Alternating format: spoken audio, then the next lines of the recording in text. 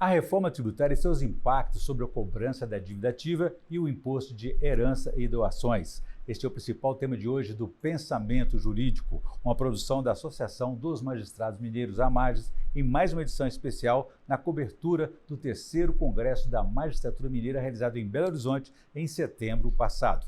Participo de nossa entrevista a professora e procuradora do Estado do Rio de Janeiro, Natália Faria, e o professor Marciano Seabra de Godoy, advogado e também vice-presidente do Instituto de Estudos Fiscais. Obrigado pela presença de ambos aqui no Pensamento Jurídico. Bom, eu queria iniciar então a nossa entrevista aqui, professora procuradora Natália Faria, a respeito então desse tema que a senhora traz aqui para nós, a respeito dos impactos dessa reforma tributária na cobrança da dívida ativa. O que a senhora traz para nós de novidades? A novidade é a reflexão, na verdade, os impactos da alteração do ICMS e do ISS, da criação de um novo tributo, que foi instituído de forma correlata, né? São tributos irmãos com a CBS, traz uma série de repercussões com relação à atribuição dos tribunais e à forma de cobrança. Porque, em última instância, como as decisões e a própria Constituição e a lei complementar dizem isso, né? O projeto de lei complementar diz isso, que as decisões, a legislação, o fato gerador, base de cálculo, tudo vai ter que ser uniformizado entre o CBS, que é federal, e o IBS, que é estadual e municipal, dual, por assim né? dizer, dual, por assim dizer. Na verdade, ficou um IVA com 3 aspectos, por assim dizer. Novidade brasileira essa. É bem brasileiro. Você tem toda uma forma de repensar a atuação do Poder Judiciário. Porque qual o papel do Poder Judiciário estadual em um tributo, no julgamento de um tributo que necessariamente vai ter que observar o que foi decidido no tributo federal? Há uma perda de competência aí. Além disso, tem a questão da forma de cobrança, né? Muda-se da origem para o destino, muda-se a forma de repartição. Então, tem uma série de aspectos de mudanças que merecem uma reflexão maior, que a forma como foi aprovada a emenda constitucional 132 e a forma como estão sendo aprovados, apreciados esses PLPs, não permitem uma reflexão mais profunda. E quando a senhora fala que muda a competência, foi criado um conselho gestor, quer dizer, ele que passa a ter essa prerrogativa. Não, na verdade o conselho gestor tem uma função administrativa. Só que qualquer tipo de questionamento judicial, já que a nossa Constituição permite que toda e qualquer questão possa ser submetida ao judiciário, todo qualquer questionamento judicial vai ser feito aonde? E ainda que seja feito na Justiça Estadual, qual a competência da Justiça Estadual se já vai ter uma jurisprudência formada pela Justiça Federal, uma vez que alguns prazos, por exemplo, só para dar um exemplo de um problema pequeno, a Receita Federal ela inscreve os créditos em dívida ativa em 90 dias. No PLP, os créditos do IBS vão ser inscritos em 180 dias, ou seja, o CBS, que é federal, vai ser cobrado judicialmente antes. Então, potencialmente, as decisões judiciais da Justiça Federal, se a forma como a gente tem for essa mesmo, vão ser tomadas antes. Isso vai solapar um pouco a própria competência do Poder Judiciário Estadual, que vai ficar meio que não vinculado, mas vai ser difícil se desvincular dessa decisão que já foi feita. Então, há toda uma forma de repensar a federação. Eu costumo dizer, quando eu me apresento, que, na verdade, houve quase uma centralização por arrastamento, por assim dizer, né? Houve alguma redução de autonomia. Então, uma outra forma de federação que está se desenhando com essa reforma tributária. Perfeito. Professor Marciano, o senhor traz também para a gente novidades sobre os impactos na questão do imposto de herança e doações. Qual que é a avaliação que o senhor faz? Olha, a emenda 132, que foi aprovada no final do ano passado, o carro-chefe da reforma tributária é a tributação do consumo. Foi o ponto mencionado pela professora Natália, com a criação de novos impostos, com a extinção, ainda que depois de um longo período de transição, de outros. Mas entrou de carona nessa emenda, e eu acho que isso foi bom para o Brasil, alguma mudança em impostos sobre o patrimônio. Houve mudanças no IPVA, houve mudanças no IPTU, ainda que muito leve, e uma grande mudança no imposto sobre doações e heranças. Eu destacaria aqui 2. Primeiro, a Constituição agora passa a obrigar os estados a instituírem alíquotas progressivas, alíquotas que aumentam à medida que o valor do quinhão herdado ou da doação aumenta também. Então isso, teoricamente, pode trazer mais justiça, porque aqueles que herdam grandes fortunas, quinhões maiores, vão pagar uma alíquota maior do que aqueles que herdam valores menores. Hoje, em Minas, por exemplo, nós temos uma alíquota única de 5%. que ao mesmo tempo é muito onerosa para quem tem pouca capacidade econômica, muitas pessoas nem chegam a fazer o inventário, porque não conseguem pagar esse valor, e que é ao mesmo tempo um valor menor do que poderia ser para aqueles que têm heranças muito grandes. E a outra mudança, que também tem a ver com essa injustiça, é a de que, apesar da Constituição de 88 permitir a cobrança do imposto sobre heranças que vem do exterior, por exemplo, imagine que você tem ações ou empresas no exterior e essas ações fluem para herdeiros aqui no Brasil. A Constituição de 88 permite essa tributação, mas ela exigia uma providência do Congresso Nacional que permaneceu inerte por 35 anos, mesmo sabendo de todas as consequências negativas negativas do ponto de vista da justiça tributária, muito positivas para quem efetivamente teve heranças nesse interregno. Então, a emenda 132 de 2023 passa a dizer que agora essa tributação das heranças que vêm do exterior pode acontecer, desde que os estados se movimentem. E essa é uma questão que eu vou mencionar, porque os estados, até então, nós já estamos em setembro, eles não se movimentaram. Eles agora que estão começando a se movimentar e pode ser que isso gere a consequência de que, até para o ano que vem, até para 2025, essas mudanças possam ficar sem implementação. Essa movimentação que você se refere seria junto ao Congresso Nacional na regulamentação dos dois projetos que você citou há pouco? Não. Nesse caso, eu me refiro a leis aprovadas pelas assembleias legislativas, né? Elas têm que acompanhar esse processo de adaptação e mudança. Isso, elas já poderiam ter feito essas mudanças, mas até agora, pela pesquisa que eu fiz, nenhuma fez. Isso vai ficar para os últimos meses ou os últimos dias do ano. E se isso não for aprovado até o final desse ano, ficar para janeiro, por exemplo, do ano que vem, as mudanças não podem se aplicar para todas as heranças recebidas no ano de 2025. Então, se a Assembleia de Minas, por exemplo, não aprovar esse projeto de lei que, coincidentemente, ontem o Executivo anunciou que iria enviar para a Assembleia, se até 31 de dezembro não for aprovado, só for aprovado no ano que vem, isso só pode gerar efeitos concretos em 2026. Muito bem. Professora Natália, a respeito dos créditos tributários diversos aí, que mudanças mais importantes nós vamos ter a partir de agora? Na verdade, a gente vai ter um problema de organização muito grande no primeiro momento, porque como o professor Marciano falou, você vai ter os impostos coexistindo. Então, até entre 2026 e 2033, você vai ter o ICMS e o ISS ainda existindo. Então, os tribunais, as empresas vão continuar tendo que ter toda uma estrutura de gestão tributária para poder suportar esse recolhimento, as obrigações acessórias, e os tribunais vão continuar julgando causas referentes a esses tributos. E a partir de 2026 começa uma chamada alíquota teste do IBS, que vai perdurar até 2033 concomitantemente com o ISS e o ICMS. O que significa isso? As empresas vão ter que ter toda uma gestão tributária também para o IBS, obrigações acessórias, enfim, e os tribunais vão ter que também entender qual vai ser o papel deles nesse julgamento desse novo tributo, desse novo imposto. E isso tem até gerado questionamentos com relação até à alteração da competência das justiças, né? Para essa cobrança ser efetiva, demandaria eventualmente uma emenda complementar que alterasse a competência da Justiça Estadual, da Justiça Federal ou uma nova justiça. Ainda não se sabe ao certo como que isso vai ser tratado, por assim dizer, porque é tudo muito novo. Então, você vai ter um mundo de regulamentações, você imagina, são 5.700 municípios, 27 estados. Você vai trocar essa regulamentação toda por uma regulamentação que tem que sair de forma muito rápida em um ano, quando o IBS começa, hipoteticamente, a produzir efeitos em 2026, ainda que com uma alíquota teste, o arcabouço tem que estar pronto. Entendi. Professor Marciano, a questão da carga tributária, muito se fala, vai aumentar, vai diminuir, por fora ou por dentro, vai haver mais transparência? Você menciona dois aspectos, né? Se a carga tributária vai aumentar e se vai haver mais transparência. A questão da carga tributária é um ponto importante porque mede-se a carga tributária tomando-se o total de tributos arrecadados no ano e dividindo-se este valor pelo total do PIB do país. Então, a carga tributária brasileira gira em torno de 33%, 34% do PIB. Essa é a carga tributária global. Dizer que o brasileiro paga muito tributo ou paga menos tributo, é preciso saber qual brasileiro é esse, porque nós não temos um contribuinte genérico, nós temos várias categorias de pessoas. Então, por exemplo, nós estamos aqui numa associação de magistrados. Quando o magistrado recebe como salário R$40 mil, a carga tributária dele é uma.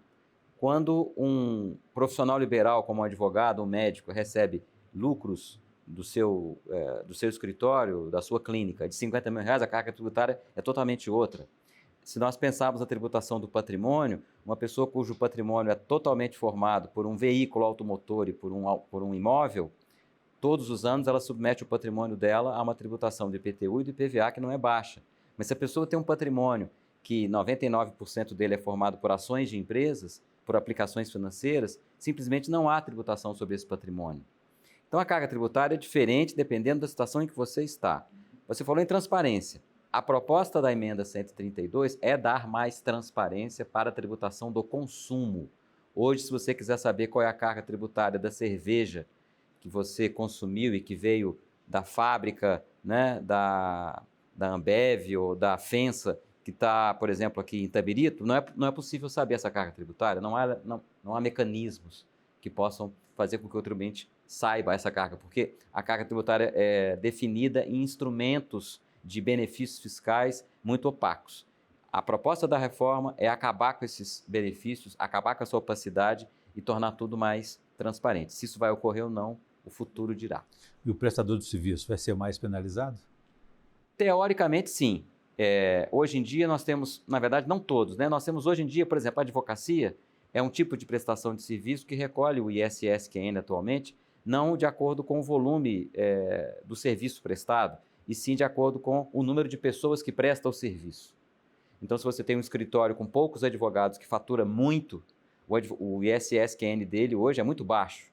E a proposta da reforma tributária institui uma incidência do ISS-QN sobre o volume total dos serviços, ainda que com uma alíquota diminuída em 30% em relação à alíquota de referência, haverá um impacto sim. Então, para setores dos serviços, como o setor de profissões liberais, como os médicos, os advogados, etc., haverá uma carga tributária, sim, sobre os serviços.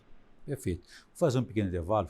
Gostaria que no próximo bloco falássemos também aqui sobre os impactos da reforma tributária sobre a chamada guerra fiscal, se vai realmente acabar ou não. A gente volta em instantes.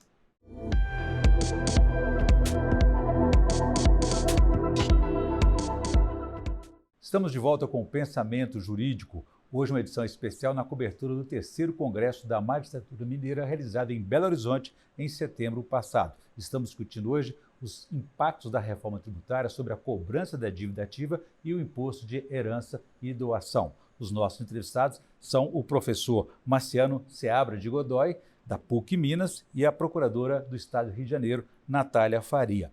Eu deixei uma questão no bloco anterior, bastante assim, provocante, instigante, a respeito da guerra fiscal. Dizem que vai acabar essa guerra fiscal.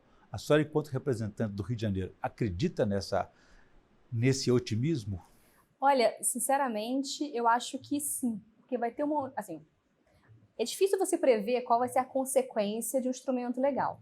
Mas, hipoteticamente, tal como ele está desenhado, a tendência é que a guerra fiscal, tal como está desenhada hoje, ela não vai mais prosseguir. Por quê?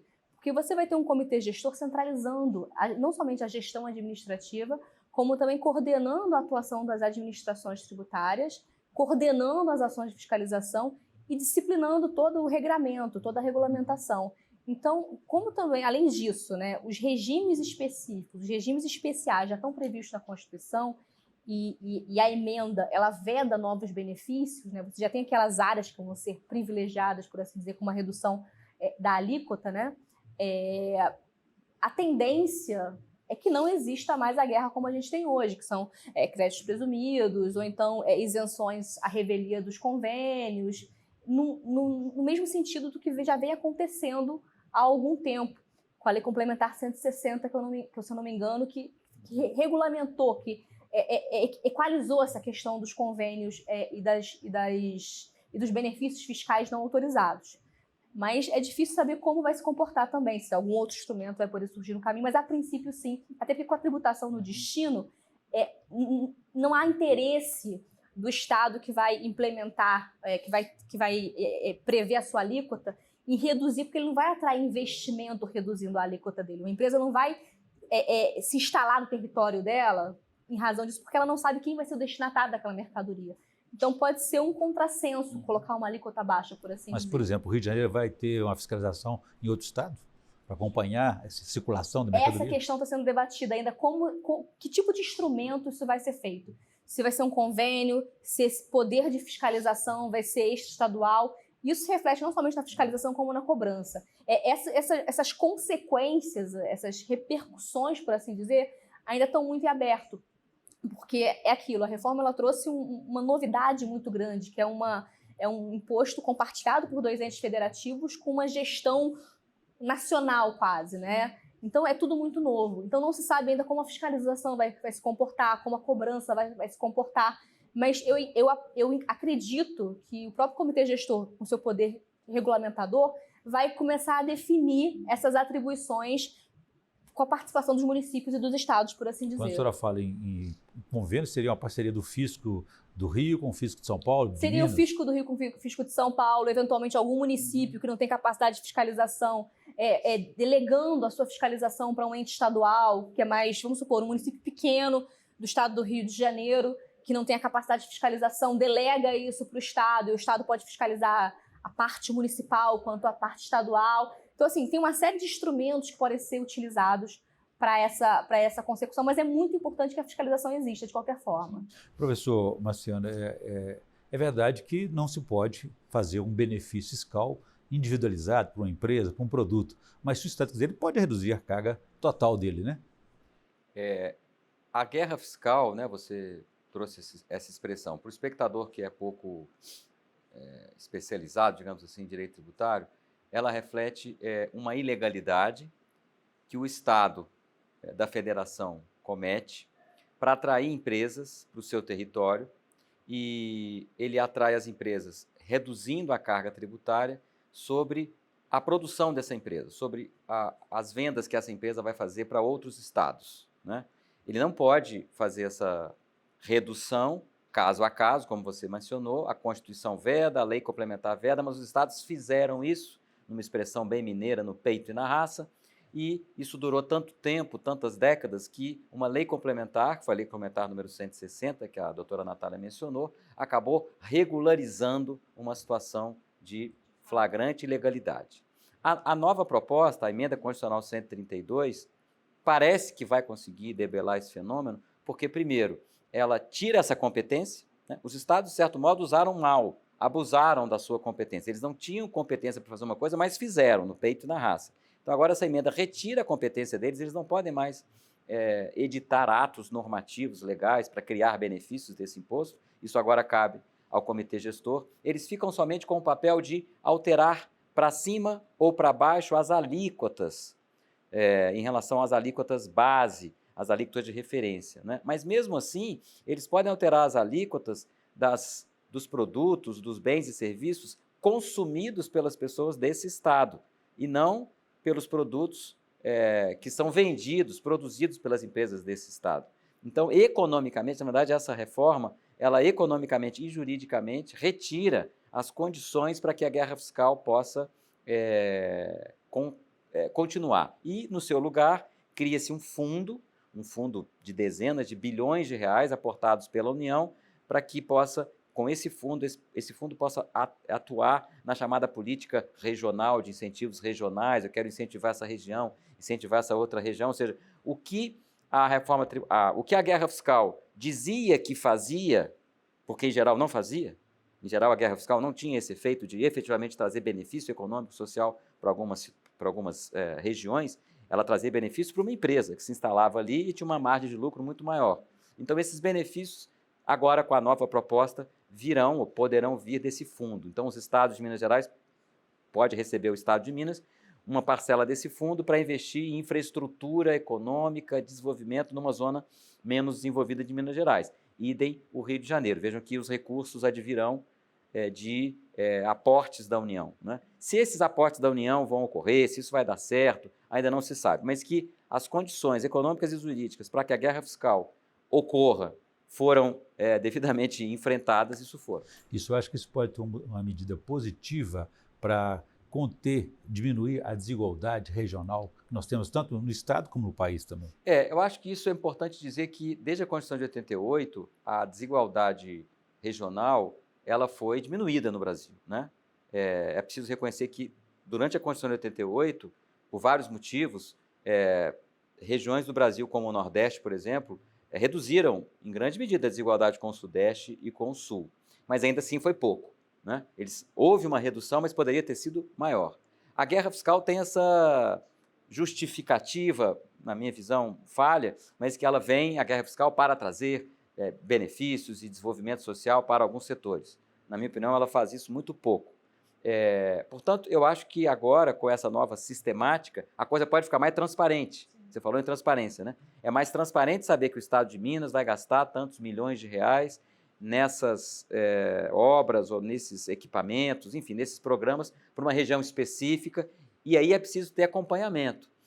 Porque hoje em dia, na guerra fiscal, é assim, uma empresa se instala num local, mas não se acompanha quantos empregos foram produzidos, se eles serão mantidos, o que eles produziram em termos indiretos. Agora, isso pode acontecer, então é preciso haver um acompanhamento, uma avaliação contínua. Aliás, faltou dizer também que na emenda 132, aquele IBS, a CBS, criam-se mecanismos, criam-se incidências mais favorecidas para alguns setores, mas isso vai ser depois objeto de uma avaliação para se saber se os benefícios estão sendo gerados mesmo, né? Então, essa palavra transparência que você falou, eu acho que é importante mesmo. A proposta dessa reforma não é nem aumentar a carga, nem diminuir, em termos globais, ainda que em alguns setores, como serviços de profissões liberais, tenham mudanças, mas a transparência é uma tônica geral. E rompe o ciclo de perde-perde, né, da guerra fiscal, porque a guerra fiscal é isso, um Estado dava um benefício para receber menos e atrair a indústria. Aí o outro Estado dava menos ainda, aquela indústria saía daquele Estado, abandonava aquele Estado e ia para o outro Estado. Então, assim,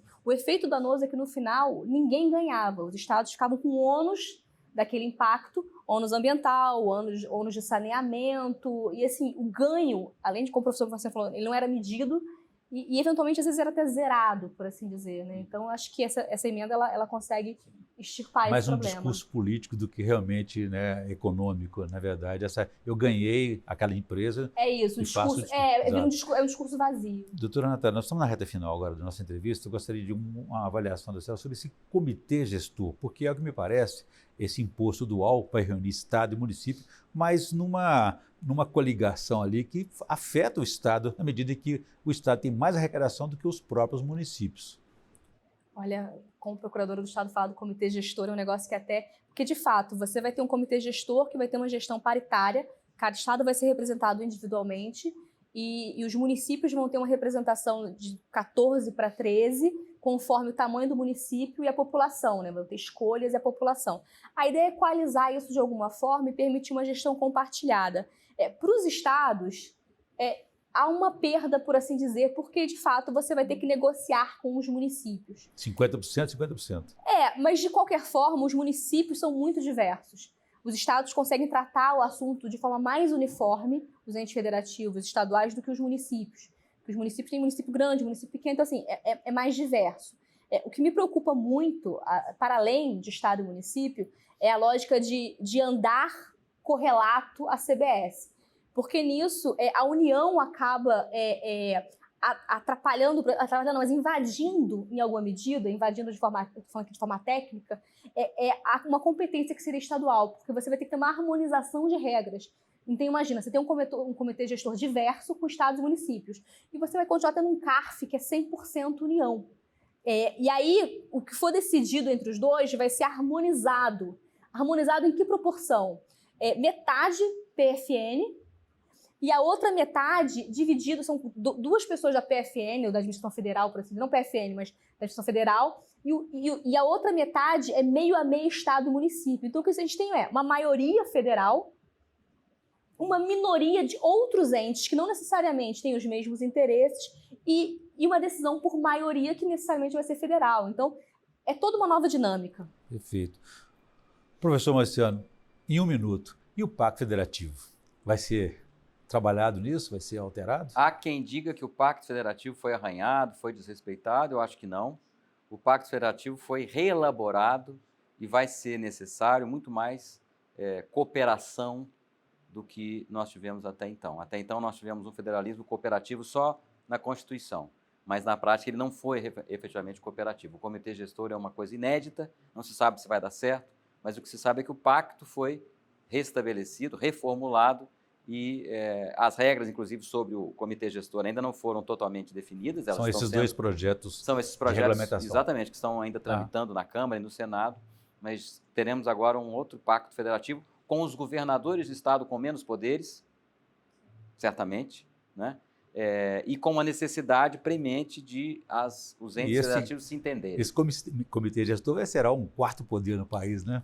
Bom, quero agradecer aqui então a participação da procuradora Natália Faria, do Rio de Janeiro, do professor também Marciano Seabra de Godoy, da PUC Minas, e vice-presidente do Instituto de Estudos Fiscais, aí, sobre os esclarecimentos da reforma tributária e seus impactos nas transformações futuras. Obrigado aos dois, foi um prazer recebê-los aqui. Obrigado. Ficamos por aqui. Se você quiser ver e rever essa entrevista, vá no canal da AMais no YouTube e deixe lá suas sugestões e comentários, que serão muito bem-vindos. Ficamos por aqui, obrigado e até a próxima.